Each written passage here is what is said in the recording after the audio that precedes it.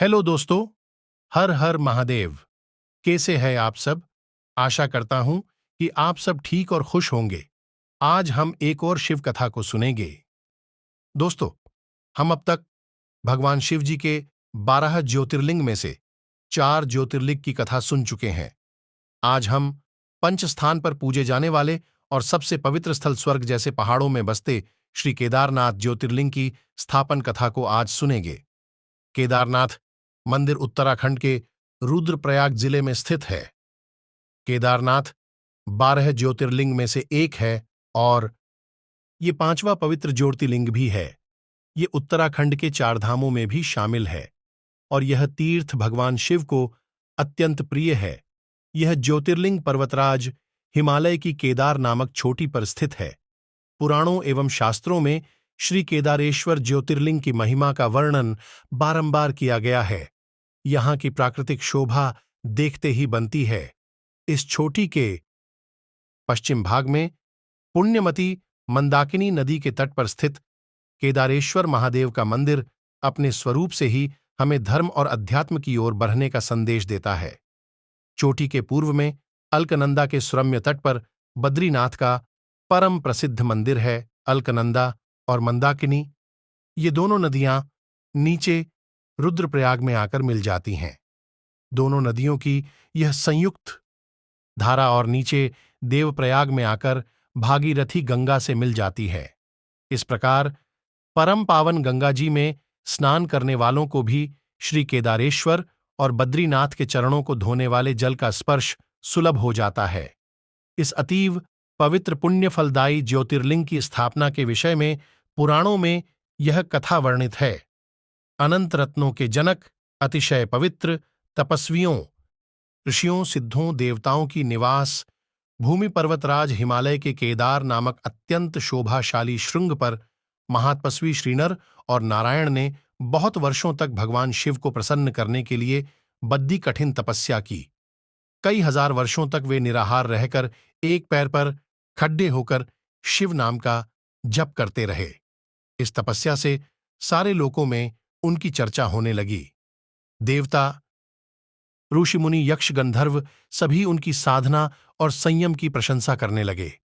चराचर के पितामह ब्रह्मा जी और सबका पालन पोषण करने वाले भगवान विष्णु भी महापस्वी नर नारायण के तप की भूरी भूरी प्रशंसा करने लगे। अंत में भगवान शंकर जी भी उनकी उस कठिन साधना से प्रसन्न हो उठे। उन्होंने प्रत्यक्ष प्रकट होकर उन दोनों अर्षियों को दर्शन दिए। नर और नारायण ने भगवान भोलेनाथ के दर्शन से भाव विह्वल और आनंद विभोर होकर बहुत प्रकार की पवित्र स्तुतियों और मंत्रों से उनकी पूजा अर्चना की। भगवान शिवजी ने अत्यंत प्रसन्न होकर उनसे वर मांगने को कहा।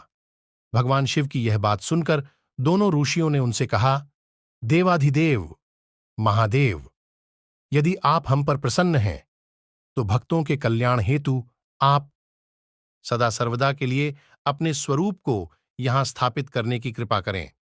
आपके यहां निवास करने से यह स्थान सभी प्रकार से अत्यंत पवित्र हो उठेगा। यहां आपका दर्शन पूजन करने वाले मनुष्यों को आपकी अविनाशिनी भक्ति प्राप्त हुआ करेगी। प्रभो, आप मनुष्यों के कल्याण और उनके उद्धार के लिए अपने स्वरूप को यहां स्थापित करने की हमारी प्रार्थना अवश्य ही स्वीकार करें। उनकी प्रार्थना सुनकर भगवान शिव ने ज्योतिर्लिंग के रूप में वहां वास करना स्वीकार किया। केदार नामक हिमालय श्रृंग पर स्थित होने के कारण इस ज्योतिर्लिंग को श्री केदारेश्वर ज्योतिर्लिंग के रूप में जाना जाता है। भगवान शिव से वर मांगते हुए नर और नारायण ने इस ज्योतिर्लिंग और इस पवित्र स्थान के विषय में जो कुछ कहा है वह अक्षरशः सत्य है। इस ज्योतिर्लिंग के दर्शन पूजन तथा यहां स्नान करने से भक्तों को लौकिक फलों की प्राप्ति होने के साथ साथ अचल शिव भक्ति तथा मोक्ष की प्राप्ति भी हो जाती है। केदारनाथ स्थित ज्योतिर्लिंग उत्तराखंड में स्थित है। मंदिर बद्रीनाथ के मार्ग पर स्थित है। केदारनाथ का वर्णन स्कंद पुराण एवं शिव पुराण में भी मिलता है। जिस प्रकार कैलाश का महत्व है, उसी प्रकार का महत्व शिवजी ने केदार क्षेत्र को भी दिया है। केदारनाथ ज्योतिर्लिंग से एक और कथा जुड़ी है। पंच केदार की कथा ऐसी मानी जाती है कि महाभारत के युद्ध में विजयी होने पर पांडव भ्रातृहत्या, भाइयों की हत्या के पाप से मुक्ति पाना चाहते थे। इसके लिए वे भगवान शंकर का आशीर्वाद पाना चाहते थे, लेकिन वे उन लोगों से रुष्ट थे।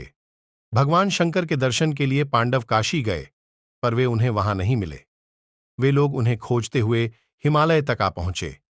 भगवान शंकर पांडवों को दर्शन नहीं देना चाहते थे, इसलिए वे वहां से अंतर्ध्यान होकर केदार में जा बसे। दूसरी ओर पांडव भी लगन के पक्के थे। वे उनका पीछा करते करते केदार पहुंच ही गए। भगवान शंकर ने तब तक बैल का रूप धारण कर लिया और वे अन्य पशुओं में जा मिले।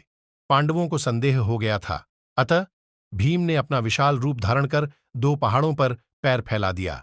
अन्य सब गाय बैल तो निकल गए, पर शंकर जी रूपी बैल पैर के नीचे से जाने को तैयार नहीं हुए। भीम बलपूर्वक इस बैल पर झपटे, लेकिन बैल भूमि में अंतर्ध्यान होने लगा। तब भीम ने बैल की त्रिकोणात्मक पीठ का भाग पकड़ लिया। भगवान शंकर पांडवों की भक्ति, दृढ़ संकल्प देखकर प्रसन्न हो गए। उन्होंने तत्काल दर्शन देकर पांडवों को पाप मुक्त कर दिया। उसी समय से भगवान शंकर बैल की पीठ की आकृति पिंड के रूप में श्री केदारनाथ में पूजे जाते हैं। है केदारनाथ महादेव, जैसे आपने उन सभी भक्तों को मनोवांछित फल दिया, ऐसे हम भक्तों पर भी कृपा करें। बोलो केदारनाथ महादेव की जय। हर हर महादेव। दोस्तों, इस प्रकार यह कथा यहां समाप्त हुई। अब हम मंदिर से जुड़े कुछ रोचक तथ्य को जानते हैं। दोस्तों, गुरु शंकराचार्य ने कराया था मंदिर का जीर्णोद्धार। मान्यता है कि ये केदारनाथ धाम में स्वयंभू शिवलिंग स्थापित है। स्वयंभू शिवलिंग का अर्थ है जो स्वयं प्रकट हुआ है। केदारनाथ मंदिर का निर्माण पांडव राजा जन्मेजय ने करवाया था। बाद में आदि गुरु शंकराचार्य ने इस मंदिर का जीर्णोद्धार करवाया। मंदिर से जुड़ी अन्य खास बातें। केदारनाथ मंदिर एक ऊंचे चबूतरे पर बना हुआ है। मंदिर के मुख्य भाग, मंडप और गर्भगृह के चारों ओर परिक्रमा मार्ग है। मंदिर के बाहर परिसर में शिवजी के वाहन नंदी विराजित हैं। यहां शिवजी का पूजन प्राचीन समय से चली आ रही विधि से किया जाता है। सुबह सुबह शिवलिंग को स्नान कराया जाता है, घी का लेपन किया जाता है। इसके बाद धूप दीप आदि पूजन सामग्रियों के साथ भगवान की आरती की जाती है। शाम के समय भगवान का विशेष श्रृंगार किया जाता है। दोस्तों, यह कथा को अंत तक सुनने के लिए धन्यवाद। फ्रेंड, अगर आप इस चैनल पर आज ही आए हैं तो कृपया चैनल को सब्सक्राइब कर लें और बाजू की घंटी के बटन को ऑन रखें, ताकि ऐसी ही आने वाली शिव की रोचक कथाओं का नोटिफिकेशन सबसे पहले आपको मिले। और हमारे वीडियो को लाइक करें, शेयर करें और कमेंट भी करें। मिलते हैं नेक्स्ट वीडियो में। Thank you. Shiva bless you all.